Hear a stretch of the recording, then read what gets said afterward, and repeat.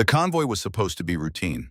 8 vehicles rolling through the back roads of South Carolina in the pre-dawn darkness, delivering a high-value asset from Charleston Port to Fort Bragg. The kind of mission that happened 3 times a week without incident, without drama, without anyone outside the chain of command even knowing it occurred. Captain Elena Vaughn sat in the third truck headset on reviewing translation notes for the upcoming debriefing. At 29, she'd perfected the art of being exactly what people expected and nothing more. Brown hair pulled back in a regulation bun, uniform pressed but unremarkable. Her manner professional but forgettable. She wasn't supposed to be carrying a weapon. Hell, she wasn't even supposed to leave Fort Bragg except for these carefully orchestrated diplomatic runs. Translator, cultural advisor. The specialist who sat in air-conditioned briefing rooms and turned intercepted Arabic chatter into actionable intelligence. That was her job now. That was all anyone needed to know. The M4 carbine hidden under her seat told a different story. She'd assembled it the night before in her containerized housing unit, working in complete darkness, her fingers moving through the familiar ritual with the kind of muscle memory that 5 years of operational deployment burns into your nervous system. Upper receiver mated to lower receiver. Bolt carrier group seated and locked. Charging handle installed. Magazine loaded with 62 grain green tip ammunition, each round hand-selected and inspected. The weapon she wasn't supposed to have. The skill she wasn't supposed to use. The life she'd walked away from 2 years ago when everything went wrong in Helmand Province. Lieutenant Caleb Donovan, her driver, was talking. He was always talking. Former college linebacker from Georgia, with the easy confidence of someone who'd never been truly tested. Never watched his world collapse in a spray of blood and burning metal and screaming that wouldn't stop even after everyone was dead. So I told her, babe, 6 more months and I'm home for good. Donovan said, one hand on the wheel, the other gesturing as he painted pictures of a future Elena had stopped believing in years ago. Gonna use my GI Bill, get that business degree. Maybe open a gym or something. You ever think about what you're gonna do after, like when all this is over?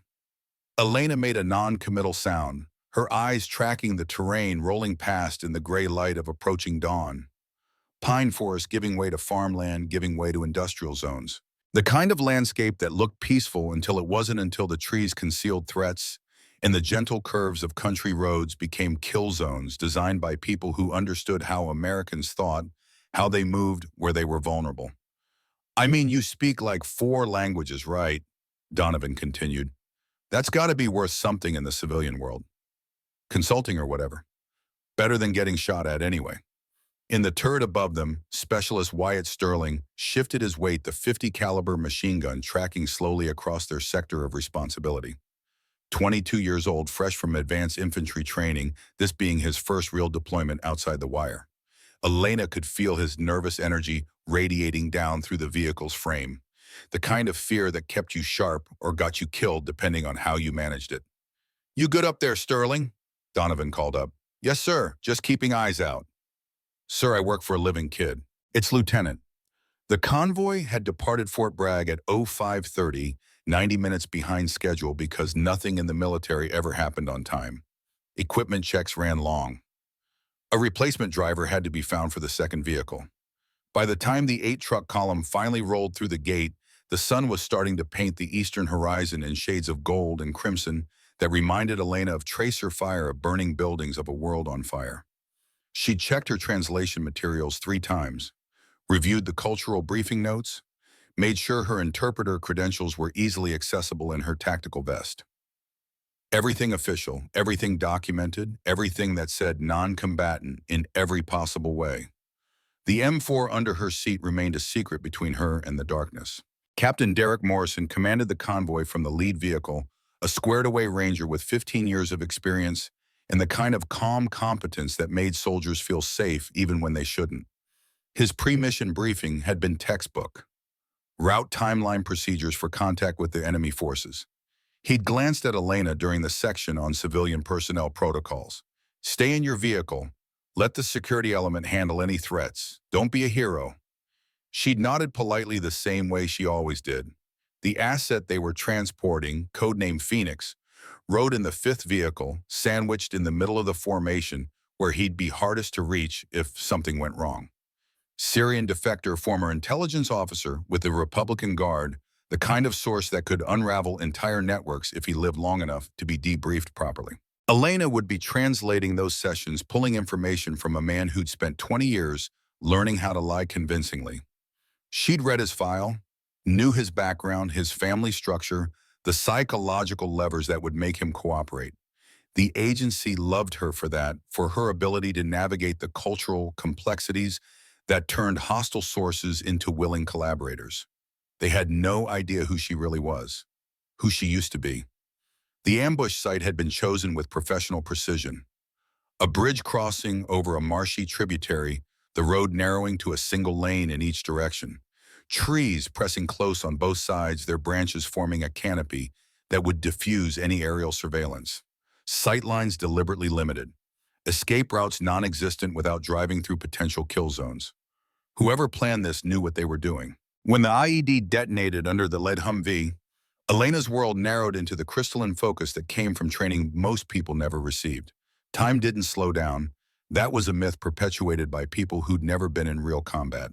But her perception sharpened her mind, processing information with the cold efficiency of someone who'd survived far worse than this. The explosion was massive, a pillar of fire and smoke and debris that lifted the 3-ton vehicle off the ground and flipped it onto its side like a child's toy. The blast wave hit their truck a fraction of a second later, the concussion rattling teeth and rupturing eardrums and turning the world into a ringing void where sound became meaningless. Then the automatic weapons fire started. The distinctive crack of AK-47s mixed with the heavier percussion of PKM machine guns, a symphony of violence. Elena recognized the way other people recognize their favorite songs. Rounds punched through doors and shattered windows and sparked off armor plating that was never designed to stop this volume of fire from this many angles. Donovan was screaming something, his mouth moving, but no sound penetrating the wall of noise. His hands jerked the wheel hard right, trying to get them off the fatal funnel of the road. The truck lurched, tires screaming, and then Donovan's head snapped back as 3 rounds stitched across the windshield. The safety glass spiderwebbed but held, but it didn't matter. Donovan was already gone, his body slumped forward, foot jamming against the brake pedal, in the kind of muscular spasm that sometimes happens in the instant after catastrophic trauma. Blood spread across his uniform in a pattern Elena had seen too many times before. Above them, Sterling was returning fire with the .50 cal, the heavy weapon, thundering as brass casings rained down into the truck bed. He was screaming into the radio, calling for support, for air cover, for anything that might shift the balance of this perfectly executed ambush. In the chaos, nobody noticed Elena reach under her seat. Nobody saw her assemble the M4 in 3 seconds flat. Magazine seated, charging handle racked, ready. 3 seconds from concealment to operational. Nobody paid attention when she kicked open her door and rolled out into the maelstrom, the weapon coming up instinctively, her body moving through firing stances that had been drilled into her through thousands of repetitions until they became something beyond muscle memory, something closer to instinct.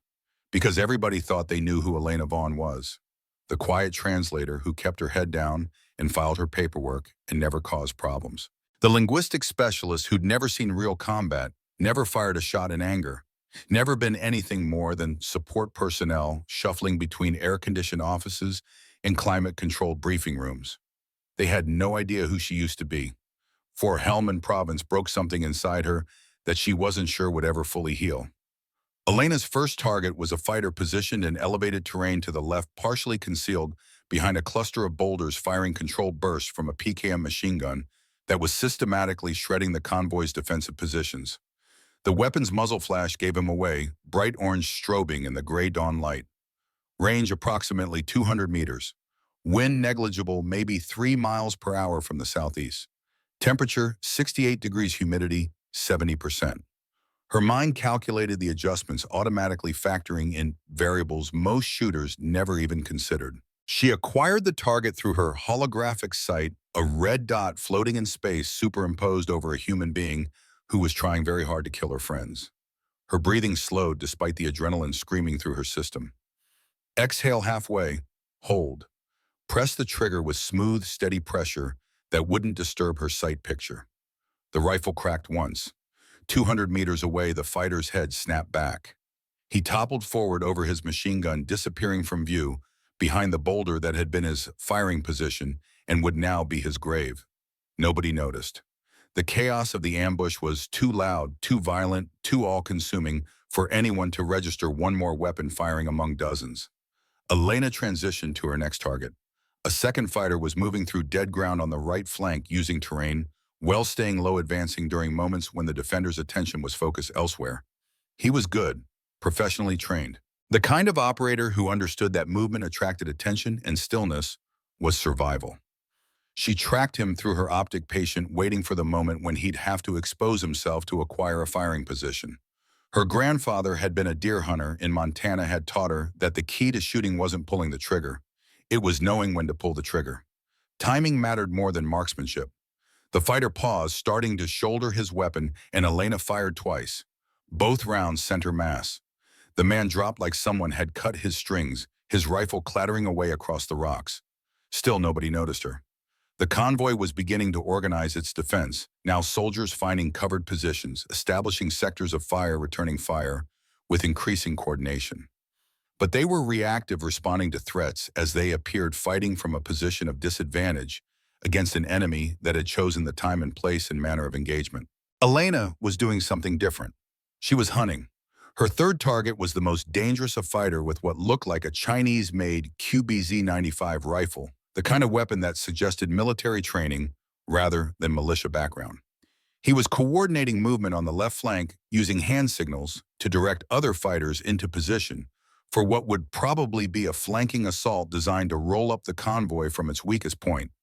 Elena put him down with a single shot at 250 meters, threading the round through a gap between two trees that most shooters wouldn't have even attempted. The fighter collapsed mid-gesture, and the assault he'd been coordinating dissolved into confusion as his team lost their leader.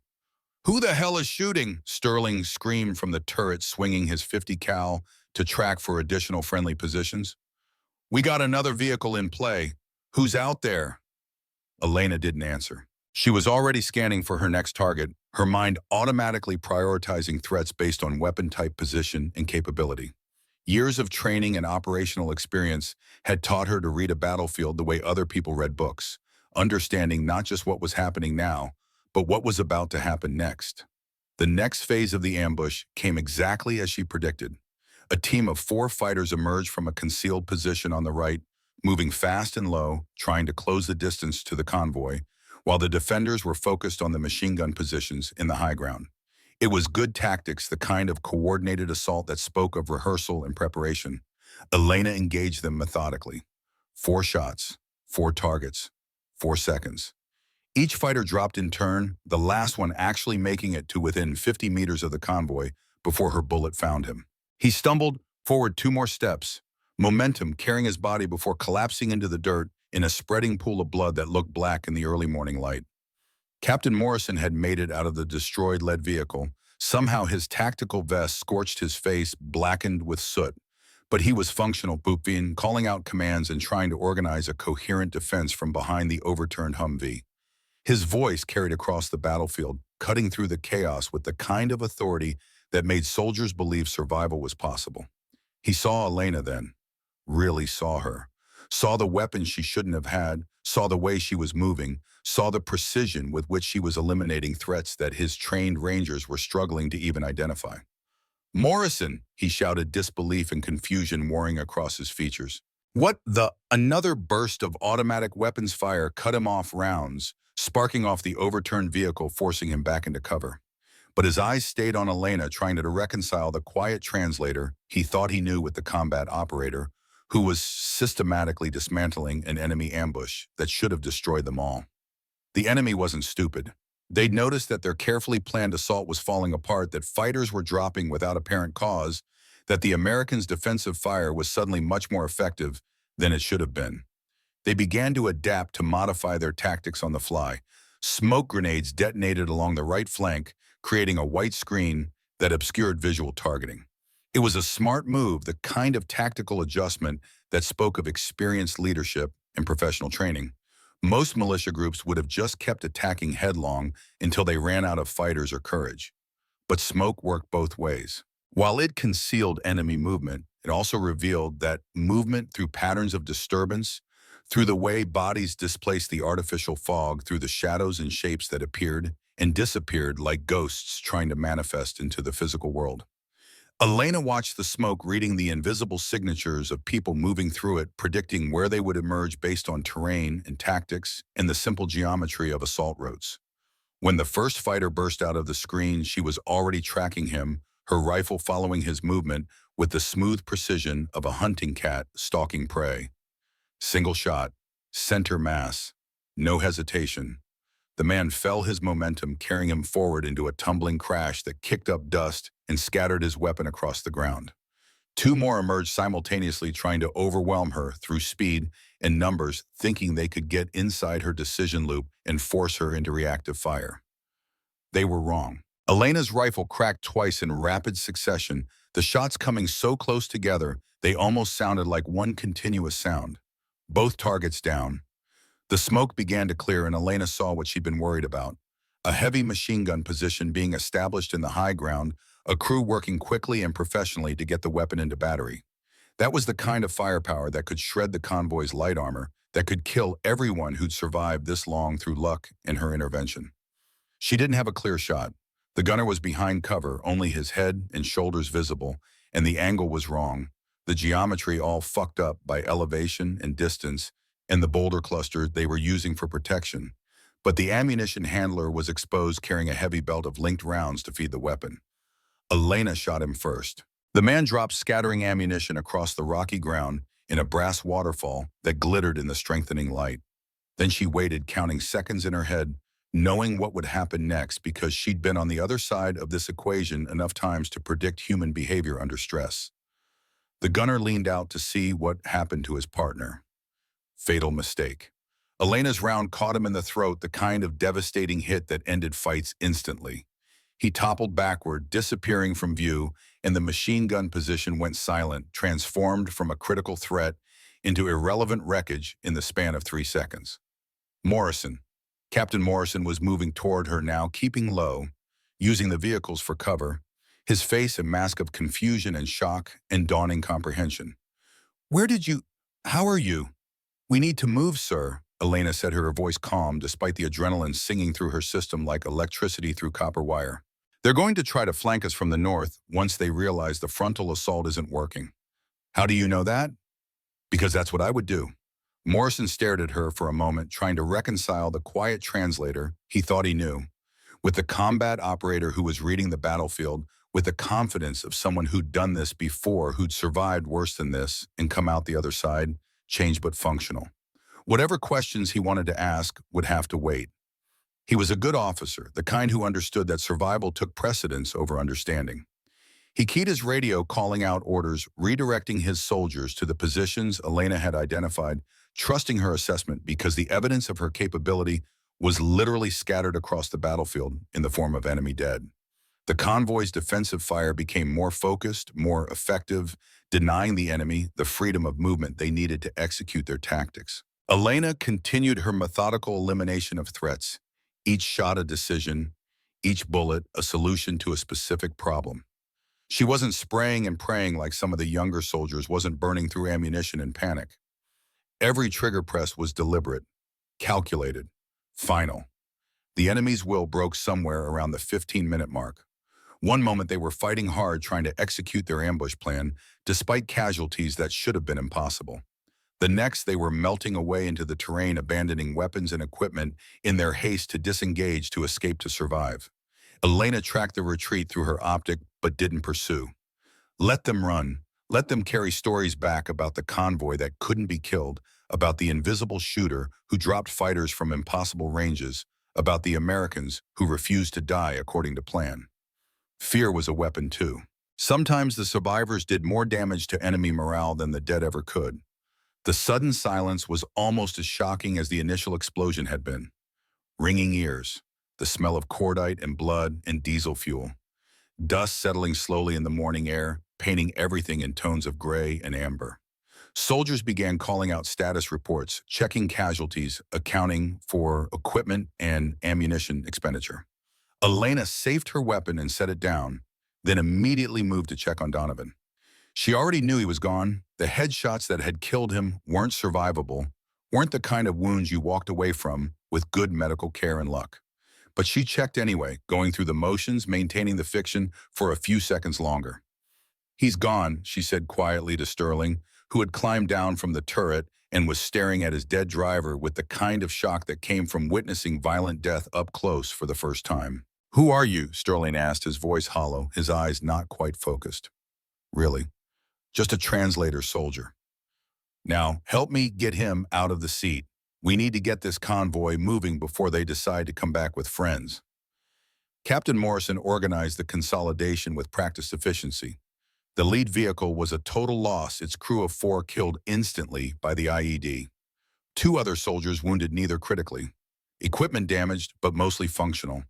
All things considered, they'd gotten off light for a well-planned ambush executed by professionals. Too light, really. The ambush should have inflicted far more casualties, should have destroyed at least half the convoy, should have won. Morrison knew it, Elena knew it, and every soldier who'd been part of the fight knew it, even if they couldn't articulate exactly why. Their survival felt wrong, felt like something that shouldn't have been possible. Morrison found Elena helping to load Donovan's body into one of the trucks. She was being gentle, respectful, treating the dead soldier with the kind of care that spoke of having done this before too many times before carrying the weight of bodies and memories and names that would never fully fade. "We need to talk," Morrison said. "After we get back to base, sir. Priority is getting these trucks and these soldiers somewhere safe." "Morrison, Siam," he paused, correcting himself. "Vaughn, with respect, we're still in the kill zone.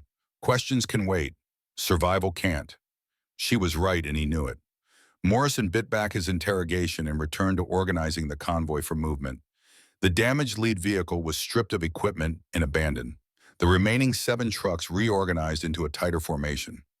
Wounded, loaded, and treated. Security elements reinforced. They rolled out 20 minutes after the ambush ended, moving fast, taking a different route back to Fort Bragg. Every soldier watching the terrain with the kind of paranoid attention that came from having been hurt once and refusing to let it happen again. Elena rode in the truck with Donovan's body silent, maintaining her guard even though the immediate danger had passed. Her weapon was back under the seat, disassembled, hidden, as if the last 20 minutes hadn't happened, as if she was just the translator again. But Sterling kept looking at her, and Morrison kept glancing in his rearview mirror. And the other soldiers who'd been close enough to see something, not everything, but something, kept trading looks that said their understanding of the world had shifted in ways they couldn't quite articulate. The convoy made it back to Fort Bragg without further incident. The gate guards waved them through with casual professionalism that evaporated when they saw the damaged vehicles and body bags. Alerts went out, casualty notification protocols initiated. Commanders roused from their morning routines to deal with the kind of incident that generated reports and investigations and uncomfortable questions about how a routine convoy had turned into a battlefield. Captain Morrison pulled Elena aside before she could disappear into the administrative maze where specialists like her normally existed. "My office," he said. "Now, that's not a request." She followed without argument, knowing this conversation was inevitable. The question was how much she could reveal, how much she should reveal, and how much would remain classified until long after they'd all gone home, or gone to ground, or gone to whatever waited for soldiers at the end of their wars. Morrison's office was a converted storage container, stifling hot despite the struggling air conditioner decorated with maps and duty rosters, and the accumulated debris of a commander trying to coordinate operations with inadequate resources and impossible timelines. He closed the door, activated a white noise generator, standard procedure for classified conversations, and turned to face her. "Start talking," he said. "What would you like to know, sir?" "Everything. Who you are, what you are, how a translator I've worked with for 6 months turns out to be some kind of special operations ninja who can drop targets I can't even see. I am a translator, Captain. That's my job. That's what I'm assigned to do." "Bullshit." Morrison slammed his hand on the desk, frustration breaking through his professional composure. "I watched you out there. I saw what you did. That wasn't luck. That wasn't even just good training. That was world-class operational capability. So I'm going to ask you one more time. Who are you really Elena was quiet for a long moment, weighing options, calculating risks. Finally, she reached into her pocket and pulled out a laminated card that definitely wasn't standard military issue. She laid it on Morrison's desk without comment. He picked it up, read it again, then looked at her with new understanding and approximately 10,000 new questions. 75th Ranger Regiment, he said slowly, his voice barely above a whisper. 3rd Battalion, 5 years operational. How is that not in your personnel file? Because it's not supposed to be, sir. My service history was redacted as part of my transition to strategic intelligence work. The translator position is my actual current assignment. Everything else is on hold. On hold why, Amarans? That's classified above your clearance level, Captain. Morrison set the card down carefully like it might explode if handled roughly. He studied Elena's face, trying to reconcile the quiet specialist with the combat veteran whose credentials he was reading. Ranger School honor graduate, multiple deployments, combat action badge, Bronze Star with Valor device, Purple Heart. The kind of record that most infantry soldiers would be proud to earn in a 20-year career, all compressed into 5 years by someone who was 29 years old and supposedly just a translator. Why, Morrison finally asked. Why hide all this? Why pretend to be something you're not? Because that's the job now, sir. Sometimes the military needs door kickers. Sometimes it needs someone who can navigate complex situations without looking like a threat. Can't do the second job effectively if everyone knows you used to do the first.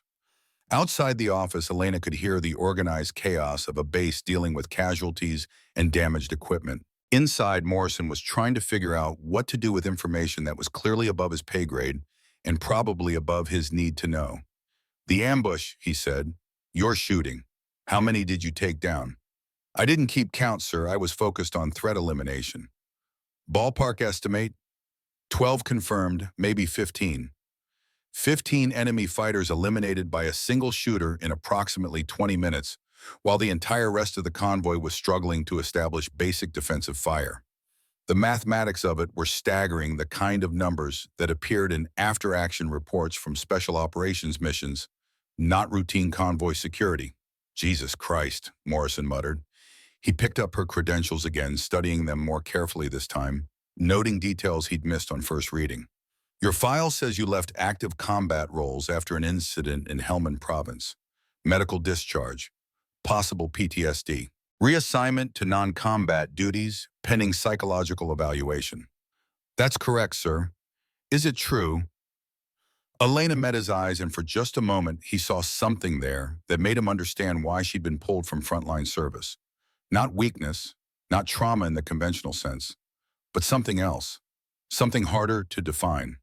The look of someone who'd seen too much done, too much, carried too much weight for too long without relief.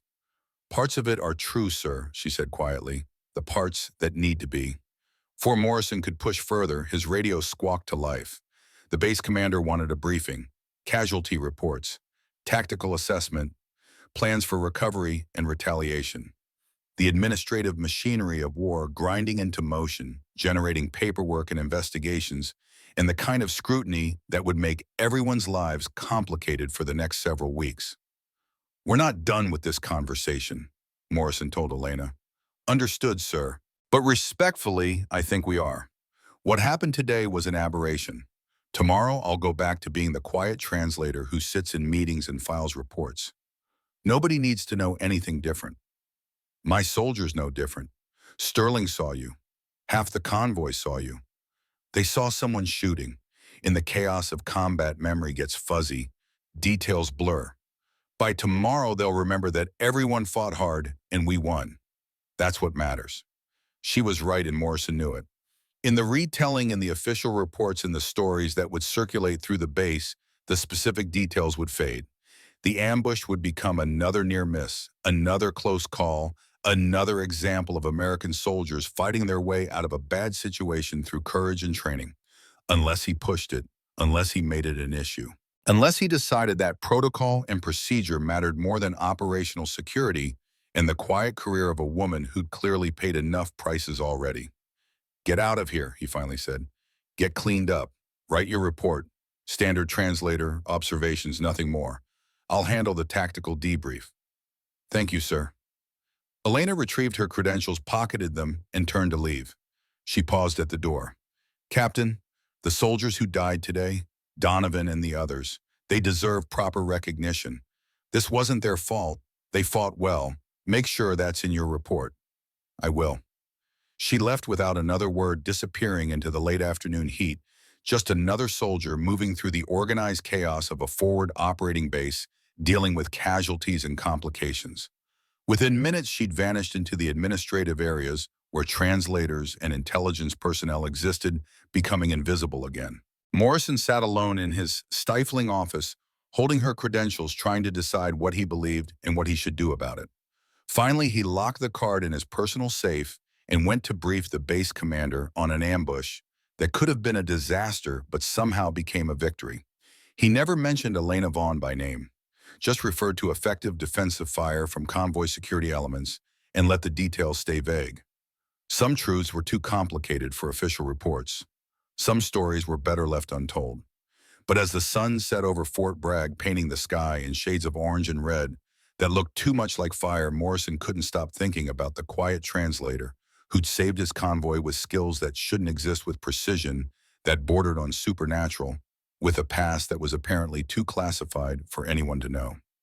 Somewhere in the administrative maze, Elena Vaughn was writing her own report. Standard observations, cultural insights, translation services provided. No mention of weapons fired or enemies killed, or the approximately 20 minutes when she'd stopped being invisible and become the most dangerous person on a very dangerous battlefield. Tomorrow she'd go back to being just a translator, back to being forgettable and unremarkable and exactly what everyone expected. But tonight, in the privacy of her containerized housing unit, she sat on her bunk holding the brass casing Sterling had slipped into her pocket when no one was looking. Evidence of a moment when she'd chosen to be more than she was pretending to be.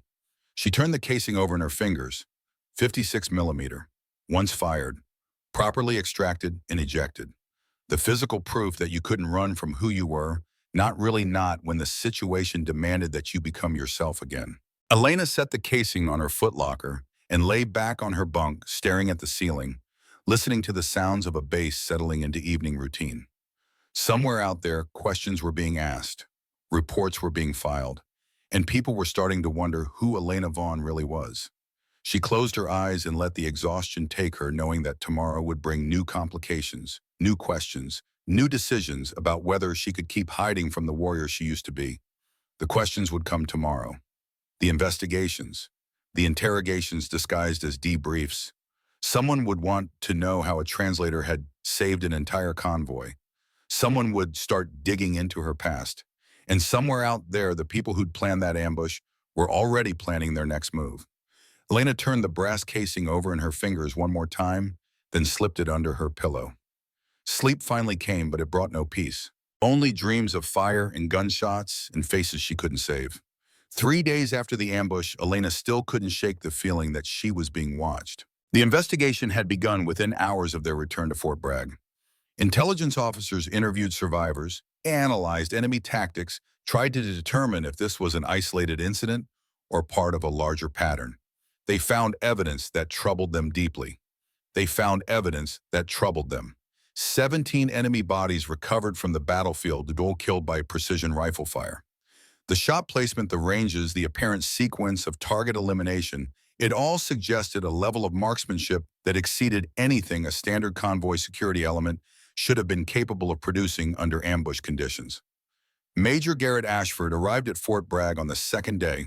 He was 45 years old, career ranger, with the kind of weathered face that came from spending 2 decades in places where Americans weren't particularly welcome. His eyes were the color of winter sky cold, and assessing the kind of eyes that saw through carefully constructed facades and identified the truth beneath. He'd commanded 3rd Battalion when Elena was still operational before Hellman, before everything went to hell.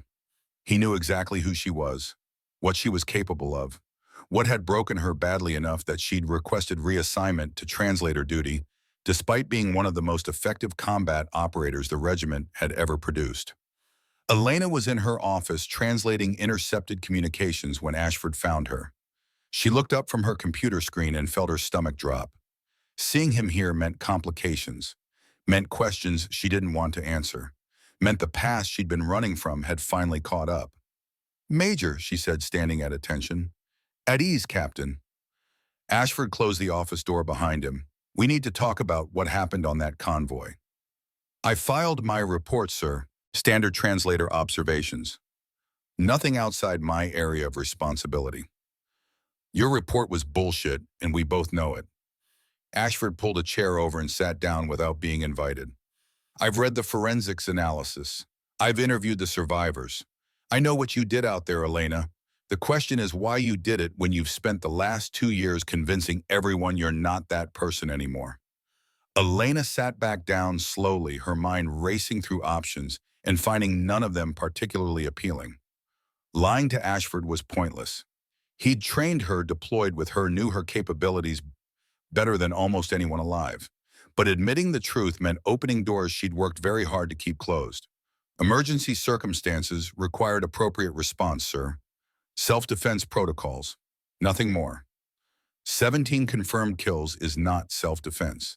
That's surgical elimination of threats by someone operating at the highest level of combat proficiency. That's you being exactly what you used to be before Hellman convinced you that you couldn't do the job anymore. The mention of Hellman hit like a physical blow.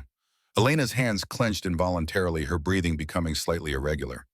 2 years hadn't been enough time to build calluses thick enough to protect against that particular wound. Hellman was different, she said quietly. I know. I read the report. Multiple times. Ashford leaned forward, his voice softening slightly. Elena, I'm not here to jam you up. I'm here because something's happening that you need to know about. The ambush on your convoy wasn't random. It was targeted, specifically targeted at you. The temperature in the small office seemed to drop 20 degrees. What are you talking about? Ashford pulled out a tablet and brought up surveillance footage. This was recovered from a traffic camera half a mile from the ambush site. Watch the timestamp. 30 minutes before your convoy arrived, this vehicle passed through the intersection. Elena watched a black SUV roll through the frame. Nothing remarkable. Nothing that would attract attention. But when Ashford zoomed in on the driver's side window, enhanced the image, she saw a face that sent ice water through her veins. She knew that face. Had seen it through a rifle scope 2 years ago in the mountains of Helmand province. That's impossible, she whispered. He's dead. I killed him. You killed his brother, Ashford corrected. This is Konstantin Volkov, Russian arms dealer with connections to half the insurgent networks from Syria to Afghanistan. And apparently he's been looking for you for the last 2 years. Elena's mind was racing, reassessing everything she thought she knew about the ambush. The professional execution, the coordinated tactics, the way they'd retreated the moment things went wrong instead of fighting to the death like typical militia groups. It all made sense if this was about her, specifically if this was personal rather than operational. Why, she asked. Why come after me? Because of what happened in Helmand province in 2022, the airstrike you called in, the compound you thought contained civilians. Ashford pulled up more files, spreading them across the tablet screen. Those weren't civilians, Elena. They were Volkov's people. Weapons smugglers moving a shipment of chemical weapons components that would have ended up killing hundreds, maybe thousands of people if they'd reached their destination.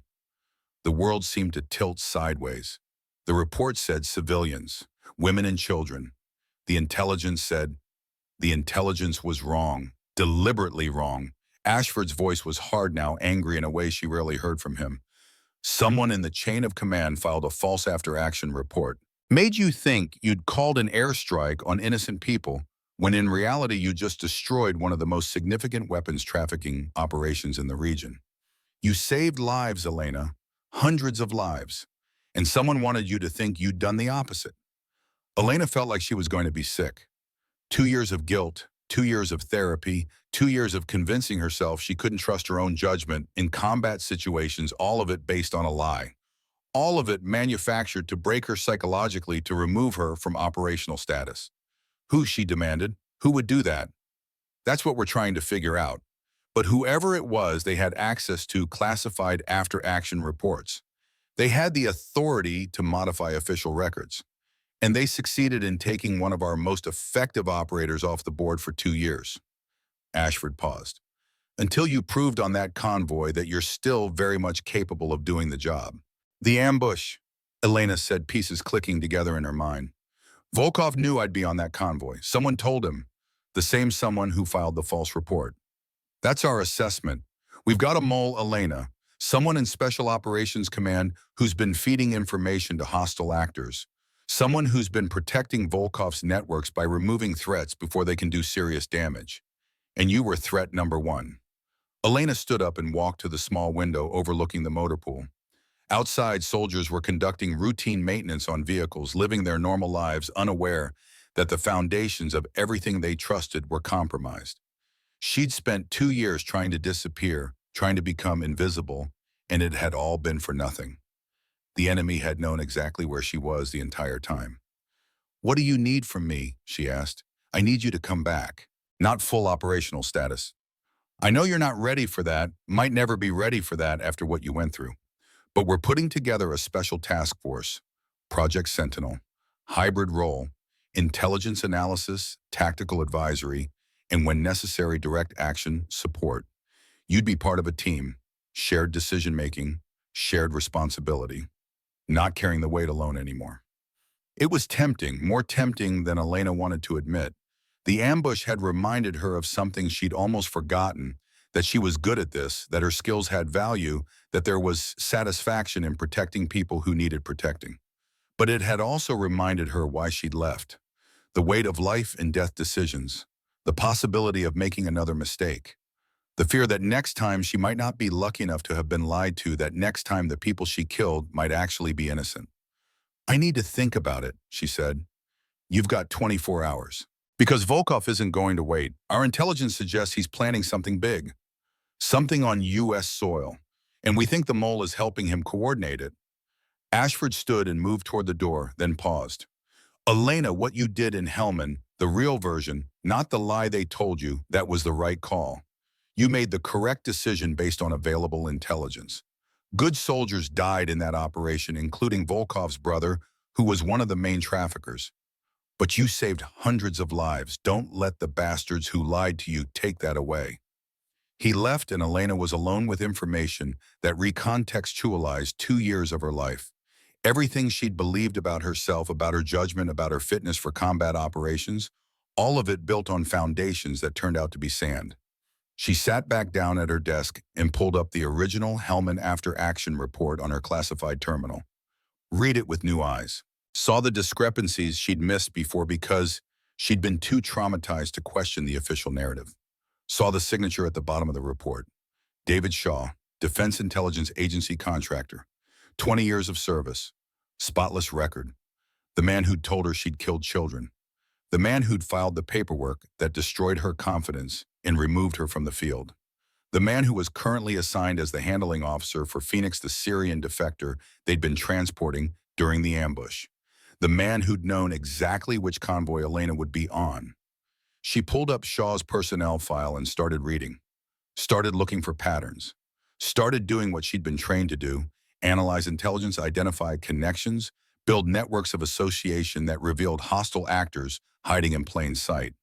By the time the sun set, she had enough circumstantial evidence to be concerned. By midnight, she had enough to be certain. And by 0300, when she finally stumbled back to her quarters to grab 2 hours of sleep, she knew that David Shaw was the mole and that she was going to have to prove it before he helped Volkov kill more Americans. The briefing happened at 0800 in a secure facility that officially didn't exist on any Fort Bragg maps. Elena arrived to find Ashford waiting along with 2 other people. Agent Rachel Winters from FBI Counterterrorism was mid-30s with sharp eyes and the kind of intensity that came from spending years tracking people who wanted to kill Americans. Sergeant First Class Devin Cross was Delta Force early 30s, built like a tank with the quiet confidence of someone who'd been in more gunfights than most people had been in arguments. "Captain Vaughn," Ashford said formally, "welcome to Project Sentinel. I'm assuming your presence here means you've decided to accept our offer." "Conditional acceptance, sir. I need to brief you on something I discovered last night." "Go ahead." Elena pulled up the analysis she'd compiled. "David Shaw, DIA contractor, is our mole, Tamam. He filed the false Helmand report. He's been feeding information to Volkov for at least 2 years. And he knew I'd be on that convoy because he's the one who arranged for Phoenix's transportation schedule." Winters leaned forward, studying the data. "This is circumstantial. We can't arrest someone based on financial irregularities and suspicious timing.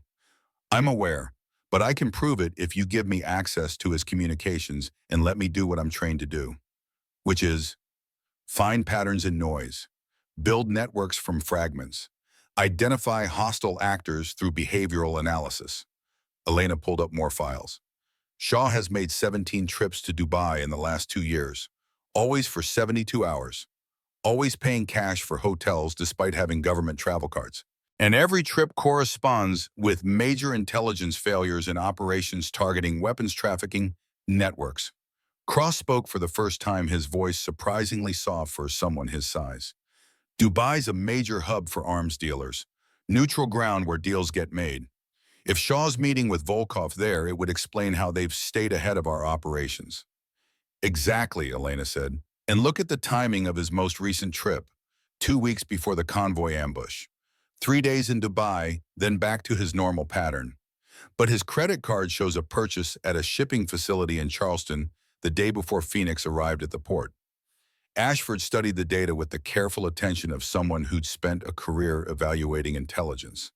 You built this entire analysis in one night. I don't sleep much anymore, sir. Might as well be productive. This is good work, Captain.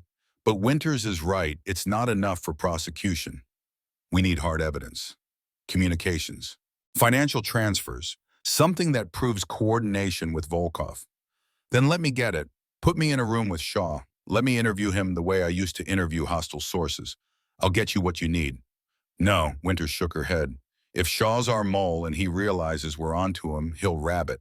We'll lose our only connection to Volkov and whatever he's planning. So what's the alternative? Wait until Volkov kills more Americans. The alternative, Ashford said, is we use you as bait. The room went quiet. Explain, Elena said carefully. Volkov's coming after you specifically. Personal vendetta for his brother's death. Shaw's been helping him by keeping tabs on your location and activities. So we let Shaw know you've been reactivated for special operations. We make it look like you're going after Volkov's network. We create an opportunity for them to come after you again, but this time on our terms in a controlled environment where we can capture Shaw in the essence of passing information. You want to use me as a target. I want to use you as an operator running a false flag operation that draws out our enemies. Ashford's expression softened slightly. I know what I'm asking, Elena. I know what happened last time you were in the field, but you're the only person who can make this work. Volkov's obsessed with you. Shaw thinks you're broken and harmless. We can use those assumptions against them. Elena thought about Donovan dead in the driver's seat with his dreams of opening a gym and building a civilian life. Thought about the 3 other soldiers killed in the ambush. Thought about everyone who died or would die if Volkov's network kept operating with inside information from someone they trusted. What's the operational timeline? We have intelligence suggesting Volkov's planning something major within the next 72 hours. Target unknown. We think it's designed to hit Fort Bragg during this weekend's Family Day event, 500 civilians including children, but we're not certain. Could be a different target entirely. Family Day, Elena repeated. Maximum symbolic impact, maximum casualties, maximum terror effect. That's our assessment, Winters confirmed, which means we have approximately 48 hours to identify the real target, locate Volkov, and neutralize the threat before he strikes. Cross finally spoke up again.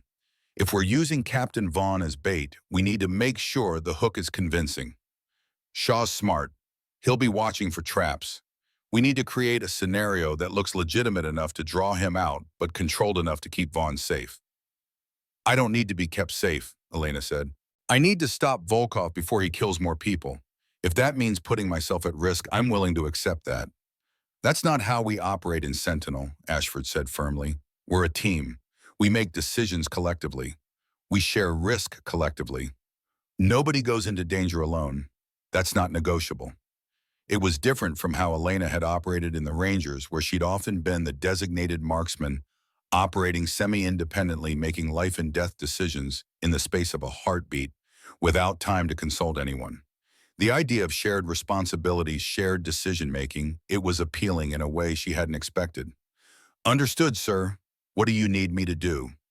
Winters outlined the plan, 3 simultaneous raids on Volkov's safe houses. Elena would advise on the Charleston operation. And if he does, then we arrest him, exploit his communications, and use his network access to track Volkov. Ashford leaned back. But there's a complication. The raids tomorrow are real.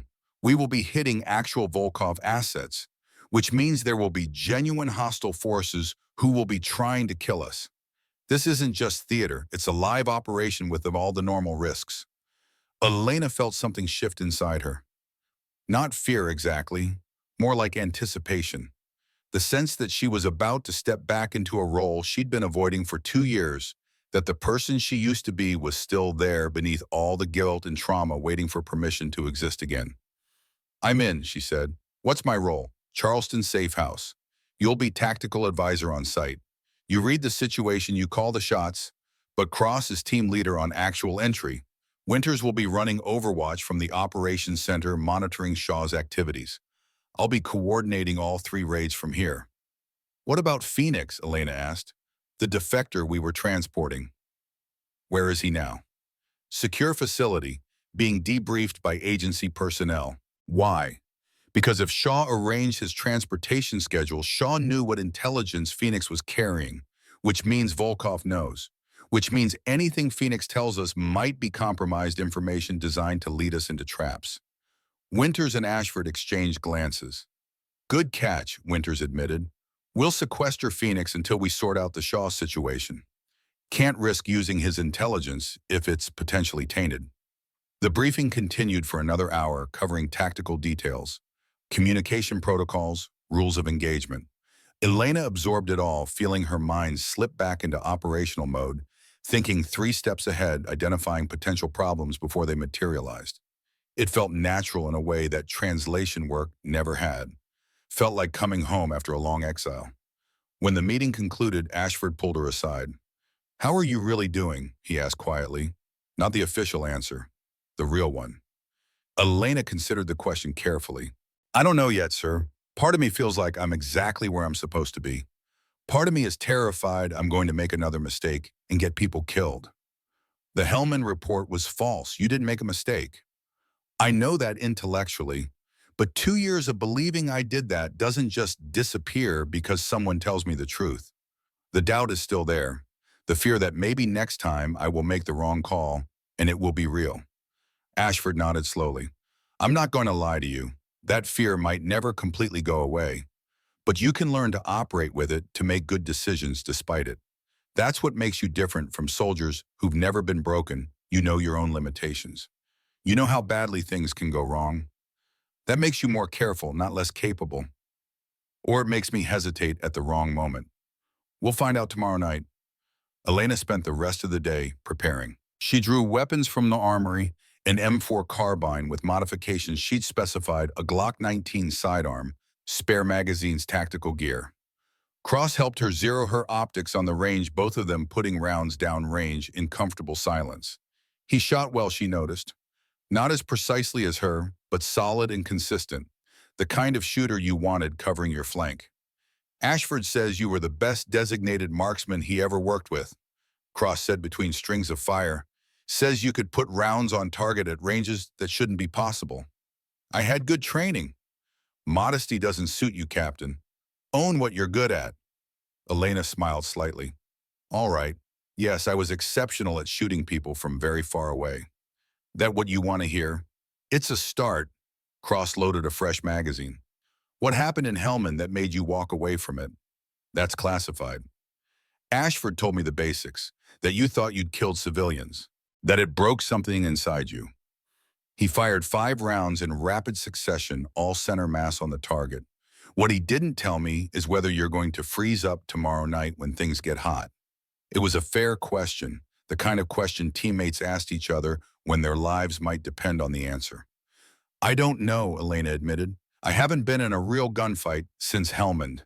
The convoy ambush was reactive, instinctive. Tomorrow will be different. Planned operation with time to think, time to doubt. I honestly don't know if I'll perform or panic." "Honest answer. I appreciate that." Cross set his rifle down. "For what it's worth, I've seen a lot of operators come back from bad experiences. The ones who make it are the ones who admit they're scared instead of pretending they're fine. Fear keeps you sharp if you know how to use it. And if I don't, then I've got your back. That's what teammates do. That night, Elena lay in her bunk, unable to sleep, running through the operation in her mind, identifying potential complications, planning contingencies, trying to predict how Volkov would react, how Shaw would behave, where the greatest risks lay. It was familiar mental territory, the kind of tactical problem-solving she'd been doing since her first deployment. But underlying all of it was the question Cross had asked: would she perform or would she freeze? Would the doubt that had been planted by Shaw's false report paralyze her at the critical moment? Would she be able to trust her own judgment after 2 years of believing her judgment had gotten innocent people killed?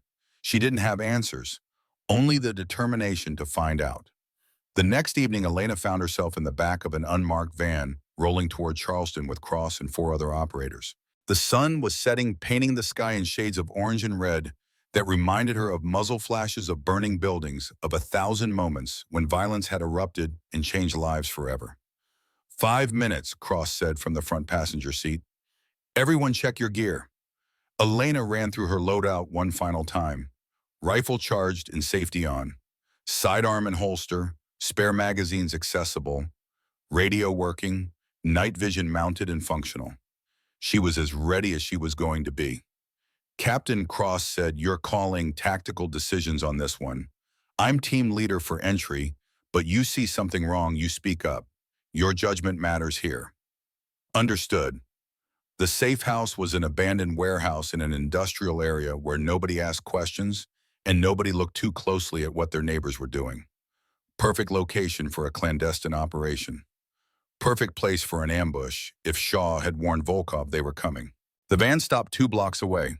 The team dismounted in darkness, moving silently through empty streets, weapons ready but not raised. Professional, controlled. The kind of movement that came from hundreds of hours of training. Elena felt her heart rate elevate but not spike. Felt her breathing deepen but not become ragged. Felt her mind sharpen into focus. Maybe she could do this after all. Maybe the person she used to be was still there, still functional, still capable despite everything. They reached the warehouse perimeter and Cross held up a fist, signaling halt. Elena moved forward to his position, studying the building through her night vision. 2 floors, multiple entry points, windows dark. No obvious security, which meant either it was abandoned or the security was good enough to be invisible. Assessment, Cross whispered. Elena studied the structure, reading it the way she'd been trained to read buildings in hostile territory. Too quiet. If Volkov's people are here, they're expecting us. If they're not, Shaw didn't warn them and we're hitting an empty location. Which scenario do you think is more likely? I think Shaw's smarter than we're giving him credit for. I think he knows this could be a trap.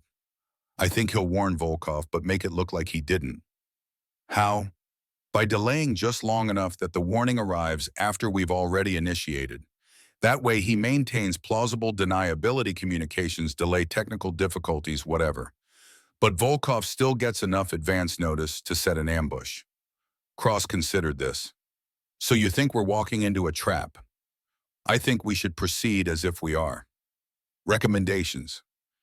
This was the moment, the first real tactical decision she'd made in 2 years.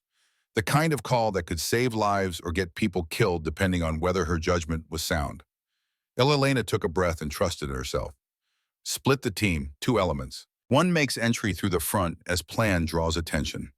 Other element holds back, covers angles, ready to engage hostiles when they reveal positions trying to hit the entry team. We use ourselves as bait to expose the ambush, then we destroy it. Cross smiled in the darkness. That's good thinking, Captain. That's real good thinking. He keyed his radio, passing the plan to Ashford and Winters in the operations center. There was a pause, then Ashford's voice came back. Approved. Execute at your discretion. And Captain Vaughn, trust your instincts. They've kept you alive this long. The team split as Elena had recommended. Cross led 3 operators toward the main entrance.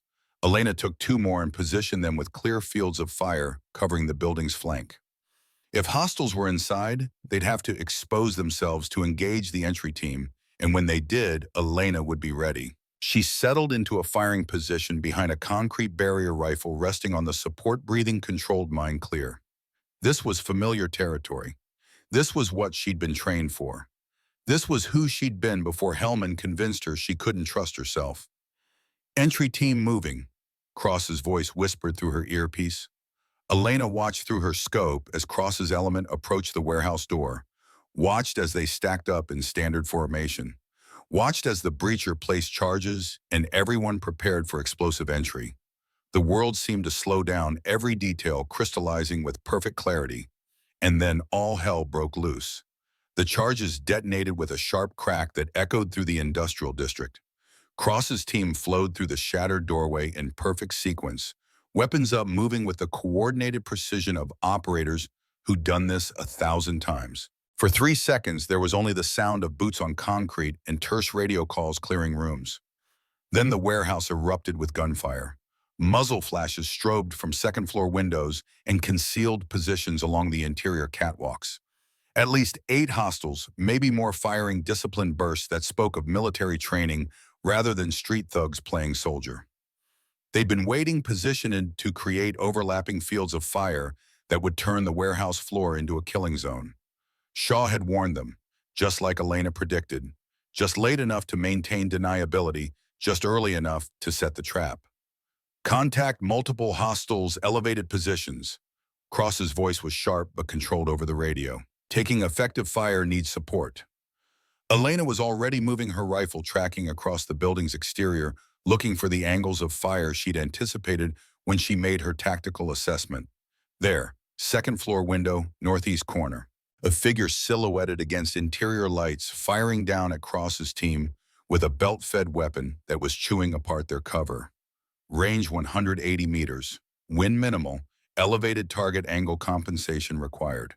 Her breathing steadied automatically. The doubts that had plagued her for 2 years seemed to evaporate in the clarity of immediate action. This wasn't about past mistakes or future consequences. This was about keeping her teammates alive in the present moment. She pressed the trigger. The hostile dropped his weapon, clattering down into the warehouse interior. Elena was already transitioning to her next target before his body stopped moving.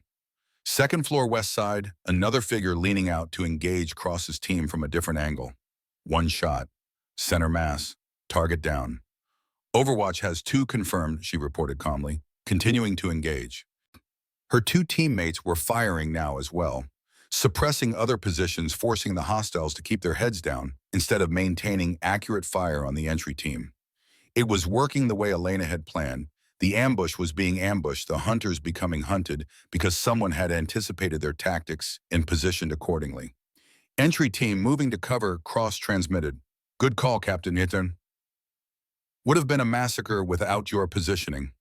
Elena didn't respond, too focused on identifying threats. There, ground floor firing from behind stacked pallets. She put 2 rounds through the gaps in the wood, rewarded by a figure stumbling backward into view before collapsing.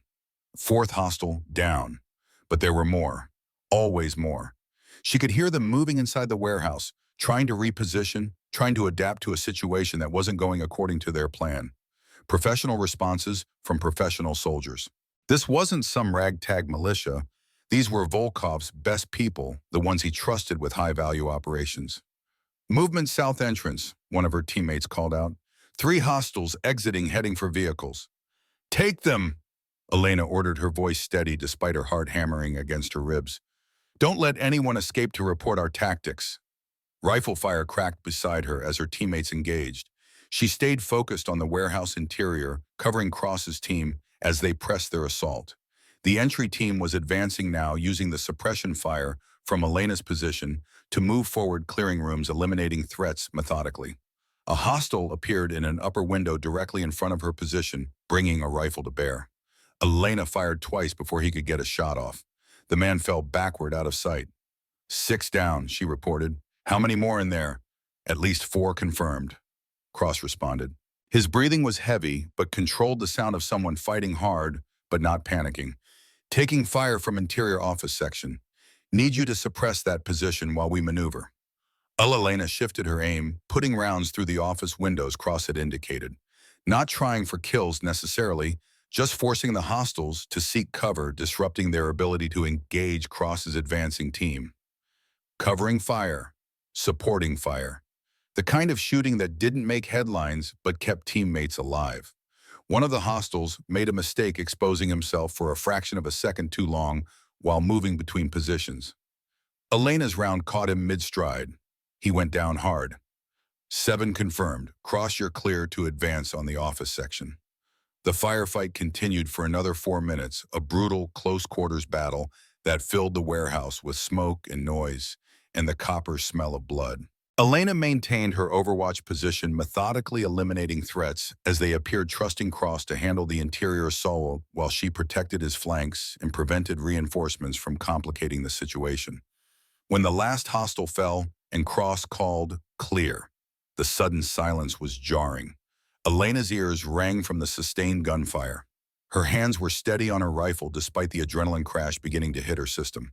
She'd just killed 7 people in under 10 minutes, and the only thing she felt was professional satisfaction that her teammates had survived. Maybe that should have bothered her. Maybe it meant something was broken inside her that couldn't be fixed. But right now, in this moment, she couldn't bring herself to care. The people she'd killed were trying to kill her friends. The moral calculus was simple enough, even for someone carrying 2 years of doubt and trauma. Entry team is secure, Cross transmitted. Multiple enemy KIA, no friendly casualties. Captain Vaughn, your tactical assessment saved lives tonight. That was exceptional work. Just doing my job, Elena responded, but something warm settled in her chest at the acknowledgement. Not pride exactly, more like the satisfaction of competence recognized, of value demonstrated, of proving to herself that she could still function in this role despite everything. She heard Ashford's voice cut into the radio frequency. All teams report status. The Raleigh team checked in. Light resistance building secured 2 enemy casualties, 1 detained for questioning.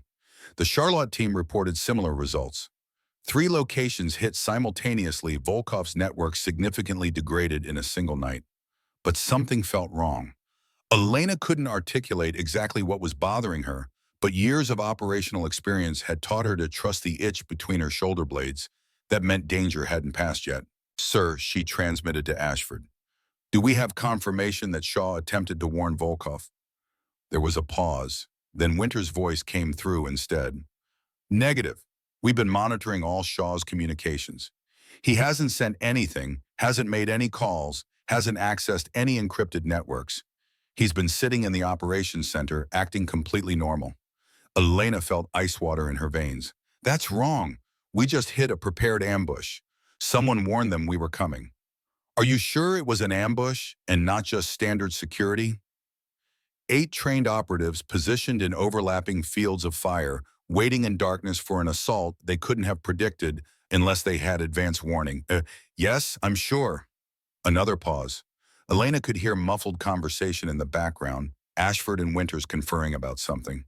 When Ashford came back on, his voice was tight. Captain, we need you back here immediately. Something's wrong with the operational timeline. What do you mean? Just get back here. Fast. The drive back to Fort Bragg took 30 minutes that felt like 30 hours. Elena's mind was racing, trying to understand what she was missing. Shaw hadn't warned Volkov, but Volkov had been warned anyway, which meant either their surveillance of Shaw was compromised, or Shaw had a method of communication they hadn't anticipated, or Shaw wasn't the only mole. When the van pulled into the secure facility, Elena barely waited for it to stop before jumping out and heading for the operations center. She found Ashford, Winters, and Cross already there, gathered around a computer terminal with expressions that confirmed her worst suspicions. Show her, Ashford said grimly. Winters pulled up surveillance footage from inside the operations center during the raid. Elena watched Shaw sitting at his workstation, appearing to monitor communications like he was supposed to. But Winters zoomed in on a different figure partially visible in the background. Sergeant First Class Devin Cross, except that was impossible because Cross had been with her in Charleston leading the entry team through the warehouse firefight. He couldn't have been in 2 places simultaneously. That was recorded 20 minutes before we hit the warehouse, Winters explained. We didn't notice it during the operation because we were focused on Shaw. But when we reviewed the footage afterward, that's not me, Cross said flatly. I was already in the van heading to Charleston at that timestamp. We know, Ashford confirmed. which means someone wearing your uniform and ID accessed the operations center, observed our tactical planning, and had time to warn Volkov's people before we executed. How is that possible? Elena demanded. This is a secure facility. Access is biometric. You can't just walk in wearing someone else's uniform. You can if you have inside help, Winters said quietly. She pulled up more files. Cross's biometric data was cloned 3 days ago. Someone with system administrator access created a duplicate profile that would register as him on all security checkpoints. Shaw, Elena said. Shaw. Winters agreed. He didn't need to warn Volkov directly because he'd already put another operative in place to do it for him. Someone we didn't know to watch because we were too focused on Shaw himself. So who was it? Cross asked. Who was wearing my uniform and pretending to be me? Winters pulled up a grainy image from external cameras showing the fake Cross leaving the facility. The figure was moving away from the camera face, not visible, but something about the building gate made Elena's tactical instincts scream. Enhance the reflection, she said suddenly, pointing at a window in the background of the shot. There in the glass. Winters zoomed in on the reflection. The angle was bad, the resolution worse, but it was just enough to catch a partial profile of the person's face as they walked past. Elena's breath caught. She knew that face, had seen it in surveillance photos during her briefing, had studied it while analyzing Volkov's network structure. That's not a random operative, she said slowly. That's Volkov's brother, Alexei Volkov, the one I supposedly killed in Helmand. The room went silent. That's impossible, Ashford said. The after-action report confirmed his death. Body recovered to match everything. The after-action report filed by Shaw, Elena said, pieces clicking together with horrible clarity. The same report that lied about civilian casualties. What if it also lied about Alexei being dead? What if that was part of the setup from the beginning? Make everyone think he was killed so nobody would be looking for him while he operated inside our security perimeter. Winters was already pulling up files, cross-referencing personnel records against facial recognition data. Her fingers flew across the keyboard, accessing databases that officially didn't exist. When she stopped, her face had gone pale. Oh my God, she whispered. He's been here the entire time. Alexei Volkov has been operating on Fort Bragg under a false identity for 18 months. Under what name? Ashford demanded. Winters turned her screen around so they could all see. Specialist Wyatt Sterling, assigned to Convoy security details, including the convoy that Captain Vaughn was on 5 days ago. Elena felt the world tilt sideways. Sterling, the nervous 22-year-old gunner who'd been on her truck during the ambush. How? Elena demanded. How does someone infiltrate a military base for 18 months without being detected? Winters pulled up more files. His legend was flawless, previous deployment records fabricated through Shaw's access, training certifications forged, background check manipulated at the source. He came in as a transfer from Fort Campbell with a spotless but unremarkable service record. The nervous rookie act, Cross said slowly. That was all performance. Academy-level performance, Winters confirmed. Alexei Volkov trained at the FSB's operational psychology program before going private. He knows exactly how to appear harmless, how to be forgettable, how to make people see what they expect to see. Elena thought back to the convoy, Sterling shaking hands on the 50 cal, his wide eyes when the shooting started. His question afterward, who are you really? Not nervousness, anticipation. He'd been waiting 18 months to find her, and when he finally did, he wanted to see exactly what she was capable of. The ambush was a test, she said. They sacrificed their own people just to confirm I was still operational. And once they confirmed it, Ashford said grimly, they could plan accordingly.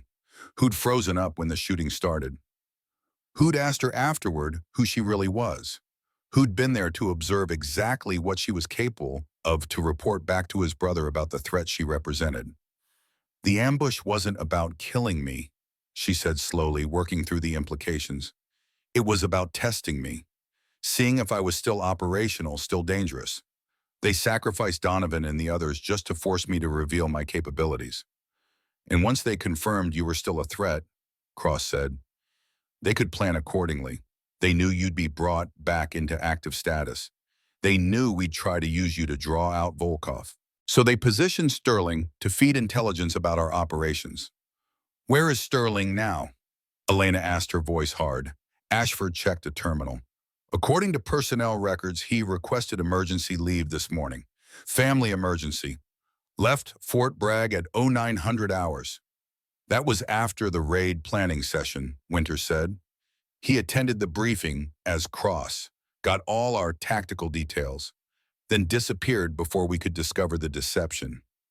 So Volkov knows everything, Elena said. Knows we're on to Shaw, knows we degraded his network with tonight's raids, knows we're trying to anticipate his attack on Fort Bragg, which means he'll accelerate his timeline, Ashford said grimly. Whatever he's planning, it's happening soon, possibly tonight. As if summoned by his words, an alert flashed across multiple screens. Winters pulled it up, her expression darkening as she read. Security breach at the armory. Multiple intrusion alarms. Armed response teams are mobilizing, but... She stopped, her face going white. The response teams aren't responding. Someone's jammed their communications. It's not the Family Day event, Elena said with sudden certainty. That was misdirection. The real target is the armory. Volkov's not trying to kill civilians, he's trying to steal military weapons for a bigger attack somewhere else. The tunnels, Cross said. The old Cold War tunnels that run under the base.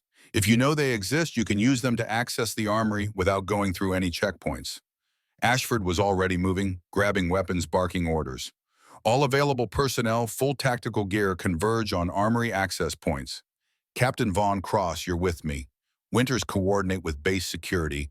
Get those response teams back online.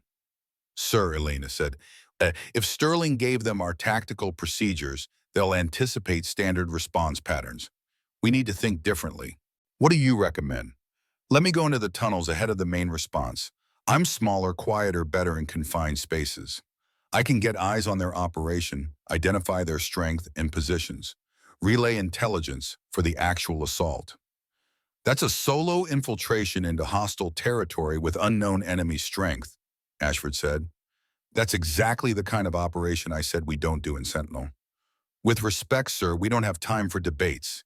Every minute we delay is another minute they're stealing weapons that could kill hundreds of Americans somewhere down the line. Ashford and Elena locked eyes. She could see him weighing options, calculating risks, trying to balance operational necessity against his promise that she wouldn't be sent into danger alone. Finally, he nodded. Cross goes with you, two-person element. Reconnaissance and intelligence gathering only. You do not engage unless absolutely necessary. We'll be right behind you with the main force. Understood. As they geared up for the tunnel insertion, something nagged at Elena's tactical instincts. Cross had known about the tunnels immediately, had suggested them without hesitation, describing their layout and access points with the kind of detail that came from personal familiarity. How many soldiers on Fort Bragg even knew those Cold War relics existed? She filed the observation away. Paranoia was a survival tool, but she couldn't afford to distrust her only backup on a two-person infiltration. She'd watch him, trust but verify, and if her instincts proved correct, she'd deal with it when the time came. Right now, she needed him. 10 minutes later, Elena was descending into darkness, Cross following close behind. The tunnel entrance was hidden behind a maintenance building, secured with a lock that Cross defeated in under 30 seconds. The passage beyond was narrow, claustrophobic, the walls damp with condensation and decades of neglect. Electrical conduits ran along the ceiling, providing minimal lighting from ancient fixtures that flickered irregularly. Their night vision turned the world green and ghostly. Elena moved forward slowly, rifle up, every sense straining for indications of enemy presence. Behind her, Cross matched her pace perfectly, covering their rear, trusting her to navigate them through this underground maze toward the armory. She could hear voices ahead. Urbic. At least 4 distinct speakers, maybe more. They were moving equipment, working quickly, focused on their task. Elena crept closer, finding a junction where she could observe without being seen. 12 hostiles, all armed with suppressed weapons, working with professional efficiency to load crates of ammunition and weapons onto handcarts. They'd already accumulated a significant haul, enough firepower to arm a small militia or conduct multiple terrorist attacks. And they were still loading more. She keyed her radio, whispering. Overwatch to command. 12 hostiles confirmed in main tunnel. Heavy weapons theft in progress. Estimate 20 minutes until they complete loading and begin exfil. Copy that, Overwatch, Ashford responded. Main force is 5 minutes out. Hold position and observe. Elena settled into her Overwatch position, trying to identify the leadership element. There, a figure directing operations, pointing and gesturing clearly in command. He turned slightly and Elena's breath caught. Konstantin Volkov himself. He'd come personally for this operation, trusted it to no one else. Which meant it was more important than they'd realized, meant the stolen weapons were destined for something big enough to bring the arms dealer out of hiding. Movement in her peripheral vision. Elena shifted her aim and saw Sterling emerging from a side tunnel pulling a cart loaded with explosives. He'd traded his army uniform for tactical gear, his nervous demeanor replaced with cold professionalism. Whatever act he'd been playing during the convoy ambush, this was the real person, a trained operative working for his brother's network. Sterling confirmed on site, Elena transmitted. He's with them. Then Sterling did something that made Elena's blood run cold. He pulled out a tablet and started typing, checking something on the screen. After a moment, he showed it to Volkov. Both men smiled. They knew. Somehow they knew the main assault force was coming. Sir, Elena transmitted urgently, Baron, they're tracking our response teams. They have real-time intelligence on your positions. This is a trap. Say again, Overwatch. The tunnel operation is bait. They're letting us find them here so they can ambush the response force when you enter. There must be additional hostiles positioned along the approach routes, ready to hit you from multiple angles once you commit. A pause while Ashford processed this. How do you know? Because it's what I would do if I had inside intelligence on enemy response procedures. Use the main objective as bait to draw forces into a kill zone, then destroy them when they're bunched up in confined spaces with limited maneuverability. Recommendations. Elena studied the tactical situation, her mind working through options at high speed. She could see the entire operation now, not just what was in front of her, but what Volkov had planned for the approaching assault force. Could see where the ambush points would be positioned, how the enemy would try to channel American forces into prepared kill zones, how Sterling's intelligence had given them every advantage. I need to collapse their timeline, she said. Force them to react before they're ready, disrupt their ambush setup. That means I need to engage now before the main force arrives. Negative, Ashford said immediately. Your orders are reconnaissance only. You do not have the strength to engage 12 hostiles alone. I'm not alone. Cross is with me. 2 operators against 12 is still suicide. Not if we're smart about it. Elena was already planning the engagement in her mind, identifying fields of fire cover positions, likely enemy responses. Sir, if we wait for the main force, you're walking into an ambush that will result in significant friendly casualties. If Cross and I initiate now, we can neutralize the immediate threat and prevent the ambush from being executed as planned. She could hear Ashford breathing heavily over the radio, torn between tactical necessity and his promise to keep his people safe. Finally, he spoke. This is your call, Captain. If you think you can do this, if you trust your judgment, then I trust you. But the moment it goes wrong, you pull back. We don't need heroes. We need live operators. Understood. Understood. Elena looked back at Cross, who nodded his readiness. Initiating in 30 seconds. She took the time to breathe, to center herself, to push aside the doubts and trauma and fear that had defined the last 2 years of her life. This was the moment. Either she trusted herself or she didn't. Either she was still an operator or she was just a translator, pretending to be something she used to be. Somewhere in her mind, she heard Shaw's voice from the false after-action report. You killed civilians, women and children. Your judgment got innocent people killed. And then she heard Ashford's voice from just a few days ago. Those weren't civilians. You made the correct decision. You saved lives. She chose to believe Ashford, chose to trust herself, chose to be the operator she'd been before the lies and trauma broke her. Cross, she whispered. When I initiate, you suppress the group on the left. Keep them pinned, prevent them from flanking. I'll take the right side and work toward Volkov's position. That puts you in the most danger. I'm the better shot. If anyone's taking the high-risk angles, it should be me. Cross nodded. On your mark, Captain. Elena acquired her first target through her scope. One of the hostiles was separated from the others, checking contents of a weapons crate. Range 40 meters. Tight confines, no wind to account for, easy shot under normal circumstances. Except her hands were shaking slightly. Except her breathing wasn't quite steady. Except 2 years of doubt were trying to reassert themselves at the worst possible moment. She thought about Donovan dead in the driver's seat, about the other soldiers killed in the convoy ambush, about all the Americans who would die if Volkov's stolen weapons made it to whatever terrorist cell he was supplying, about Sterling, who'd pretended to be a scared kid while actually being a trained infiltrator, gathering intelligence for enemy operations. Her hands steadied, her breathing smoothed out. The doubt receded like fog burning off under morning sun. "Execute," she whispered and pressed the trigger. The suppressed rifle made a sharp crack that echoed through the tunnel. The hostile dropped. Elena was already transitioning to her next target before anyone could react, her rifle tracking smoothly to the second hostile, the third each shot deliberate and final. Cross opened fire simultaneously, his weapon chattering in controlled bursts that forced the left side group into cover. They returned fire but couldn't get clean shots, couldn't coordinate because Elena and Cross had achieved surprise and were executing with the kind of precision that came from years of training and natural talent. 4 hostiles down in the first 5 seconds. The survivors scrambled for cover, shouting warnings, trying to organize a defense against an attack they hadn't anticipated. Volkov was screaming orders, directing his people, but the confined space worked against them. They couldn't maneuver effectively, couldn't bring their superior numbers to bear. Elena kept shooting, methodical and relentless. 5th hostile down, trying to flank and getting caught in the open. 6th hostile down, making the mistake of exposing himself while reloading. Her magazine ran dry, and she performed a tactical reload in under 2 seconds, muscle memory taking over her hands, working independently while her mind tracked threats and calculated firing solutions. 7th hostile down. Cross got the 8th with a burst that caught the man as he tried to rush their position. 9 hostiles eliminated, 3 remaining, plus Volkov and Sterling. Then Sterling did something Elena didn't expect.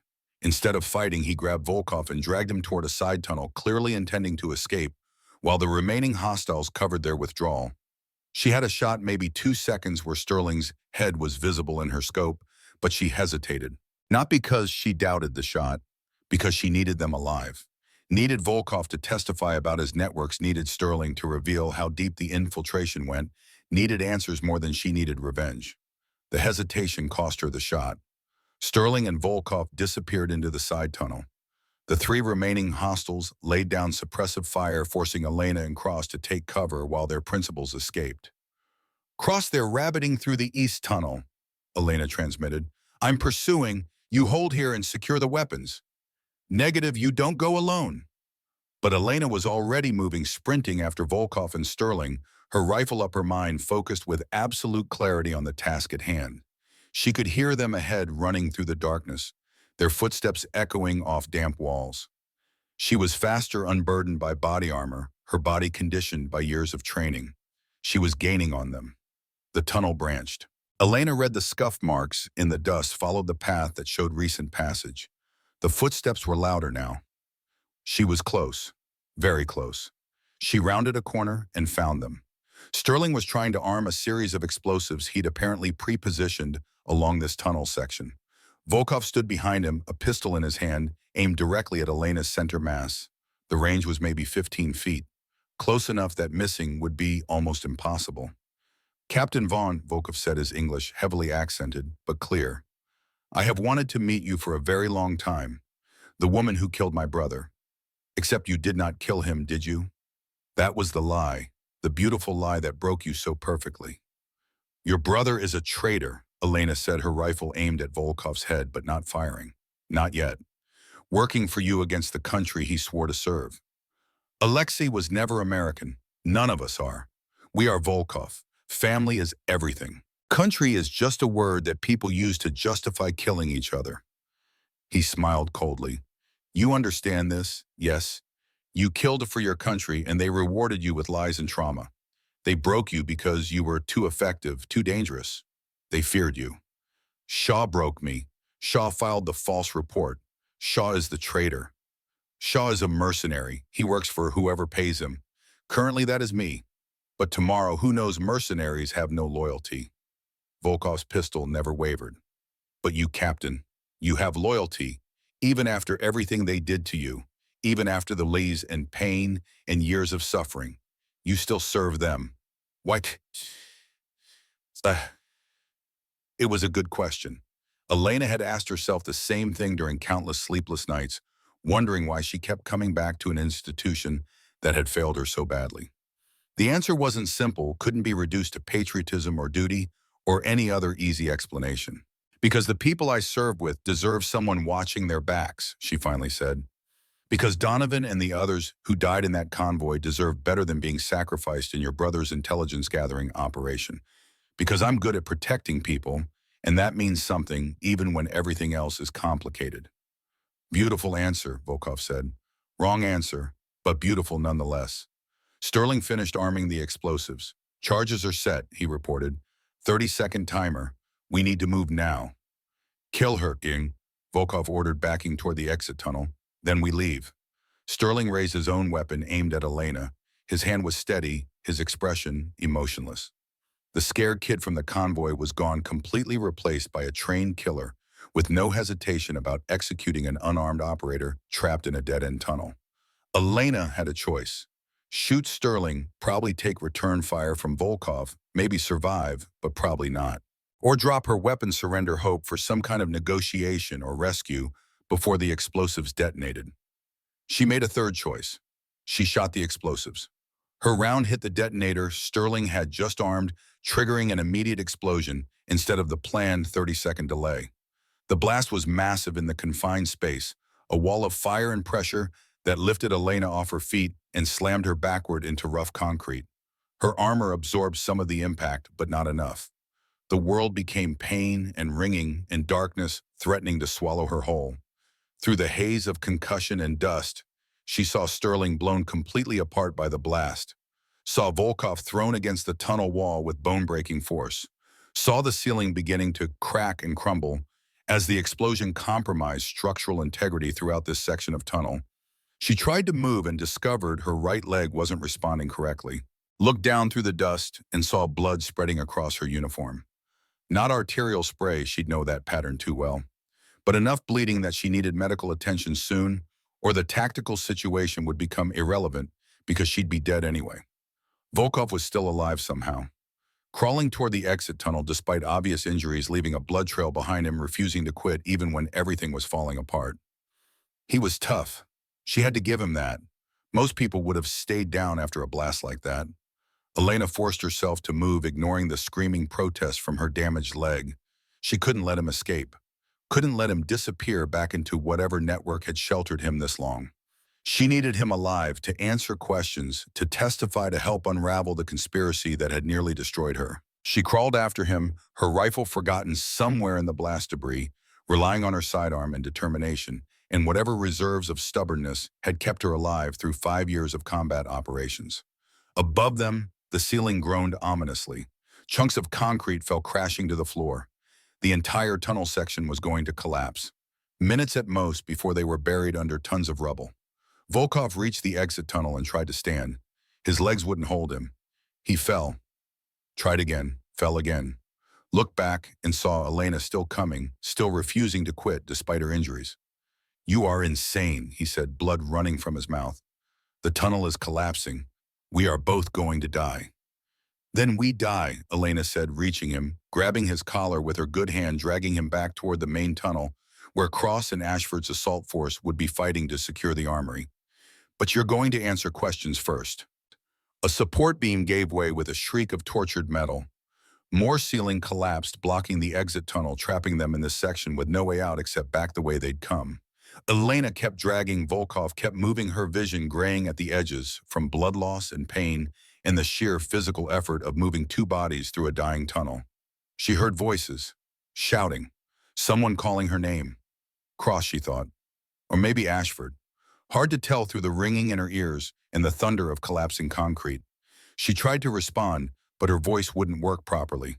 Then hands were grabbing her, pulling her backward, someone lifting Volkov's unconscious form. The world became a confusion of movement and pain and desperate scrambling through darkness. She felt fresh air on her face, heard the rumble of the tunnel section behind them, finishing its collapse into rubble. saw electric lights that weren't the flickering fixtures from the tunnels. Medic. Someone was shouting, "Get a medic over here now." Elena found herself on her back looking up at Cross's face. He was saying something, but she couldn't quite make out the words through the fog that was trying to pull her under. She fought to stay conscious, fought to verify that the mission was complete and her people were safe. "Volkov," she managed to ask. "Alive, injured but stable. You got him, Captain. You got them both." Cross was applying pressure to her leg wound, his hands working efficiently despite the concern in his voice. "Now stop trying to talk and let the medics do their job." "Sterling, dead. You blew him up along with half the tunnel. That was either brilliant tactics or completely insane. Haven't decided which yet." Elena felt herself starting to smile, which was probably inappropriate given the circumstances, but she couldn't help it. She'd done it. Completed the mission. Stopped Volkov's weapons theft. Captured the arms dealer alive for questioning. Eliminated his brother who'd been operating inside American security. Proved to herself that she could still function, could still trust her judgment, could still be the operator she'd been before lies and trauma tried to destroy her. The medics arrived and took over from Cross, working quickly to stabilize her injuries. Elena let the fog finally pull her under. Let herself rest for the first time in 2 years, knowing that she'd made the right calls, that her judgment was sound, that she wasn't broken beyond repair. She woke up in a hospital bed 36 hours later. Ashford was sitting in a chair beside her, reading a report on his tablet. He looked up when he heard her stirring his weathered face creasing into something that might have been relief or satisfaction, or both. "Welcome back, Captain. How are you feeling?" "Like I got blown up and dragged through a collapsing tunnel," Elena said, her voice rough. "How bad is it?"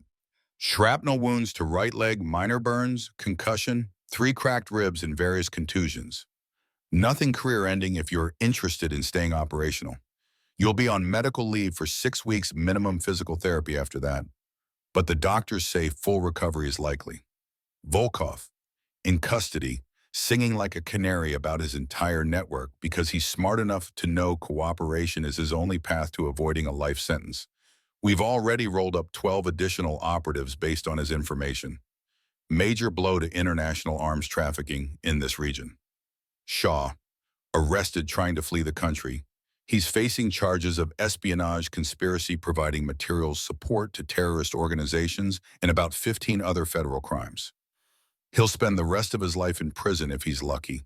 If he's unlucky, they'll charge him with capital offenses and he'll face execution. Elena absorbed this information, feeling something settle inside her that had been restless and uncertain for 2 years. Justice wasn't a perfect thing, didn't undo the damage or bring back the dead or heal all wounds, but it was something. It was enough to build on. "The false Hellman report has been officially corrected," Ashford continued. "Your record now shows the truth that you made the correct tactical decision, destroyed a significant weapons trafficking operation, and saved hundreds of lives. All charges of judgment failure have been expunged. Your psychological evaluation has been updated to reflect that your trauma was based on deliberately falsified information rather than actual operational failures." "Does that make it better?" Elena asked quietly. "Knowing the trauma was manufactured doesn't make it hurt less." "No, but it means you can stop carrying guilt that was never yours to carry in the first place. What happened to you was psychological warfare conducted by hostile actors. You were a casualty of that warfare, same as if you'd taken a bullet. Nobody would blame you for needing recovery time from a physical wound. Same applies here. What happens now? That depends on you." Ashford set his tablet aside. "Your position with Project Sentinel is permanent if you want it. Hybrid role exactly like we discussed. Intelligence analysis, tactical advisory, and direct action support when necessary. Full team structure with shared decision-making and shared risk. Or if you prefer, you can return to translator duty. Your choice, no pressure, either way." Elena thought about the last week, the convoy ambush, the warehouse raid, the tunnel assault, the moments when she trusted her judgment and her judgment had been correct. The satisfaction of operating with a team instead of carrying burdens alone. The proof that she could still function despite the trauma, could still be effective, could still be the operator she'd trained so hard to become. I want Sentinel, she said. I'm not going to pretend the trauma doesn't exist or that I'm completely healed, but I can work with it now, can function despite it, and I'm better at protecting people than I am at translating documents. Good answer. Ashford stood and picked up his tablet. Take your recovery time. Do your physical therapy. When you're cleared for duty, we'll be waiting. He left and Elena was alone with her thoughts and her slowly healing injuries and the knowledge that she'd finally found a way forward. Not back to who she'd been before Hellman, that person was gone, changed irrevocably by lies and pain and 2 years of doubt, but forward to someone new. Someone who'd been broken and put themselves back together differently. Someone stronger for having survived the breaking. 6 weeks later, Elena stood on the Fort Bragg training range, her right leg still aching from shrapnel wounds that would never fully heal, instructing a group of new Ranger candidates on advanced marksmanship techniques. 2 of the candidates were women, the first official female Rangers the regiment had accepted for training. They watched her with the kind of attention that came from knowing her reputation, from understanding that she'd been where they wanted to go and survived the journey. Shooting isn't about pulling the trigger, she told them, echoing words her own instructors had used years ago. It's about knowing when to pull the trigger.